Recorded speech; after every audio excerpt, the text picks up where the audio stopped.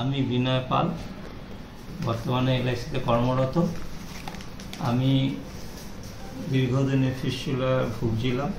প্রথমবার 2003-এ এরিয়ানাল অ্যাবসেস হয়, তারপর অপারেশন করা হয়। তারপর 2008-এ ভেলোর সিএমসি ভেলোরে গিয়ে ডে কেয়ার সার্জারিতে ফিস্টুলা করা হয়, কিন্তু তারপর ওটা রেকার হয়। অনেক দিন ধরে ভুগছিলাম, অ্যালোপ্যাথি নয়, হোমিওপ্যাথি এবং আয়ুর্বেদ অনেক চিকিৎসা করেও কোনো সফল হয়নি। তারপরে ডাক্তার আজার আলমের কাছে আমি আসি। তিনি আমাকে এমআরআই পরামর্শ দেন।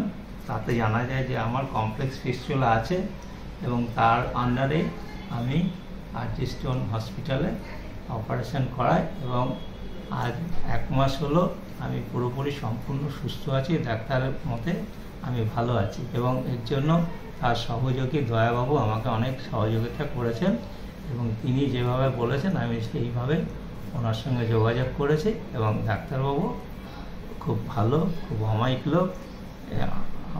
আমার মতো এরকম উপকৃত যারা হতে চান ডাক্তার আজার আলমের সঙ্গে অবশ্যই যোগাযোগ করবেন। নমস্কার।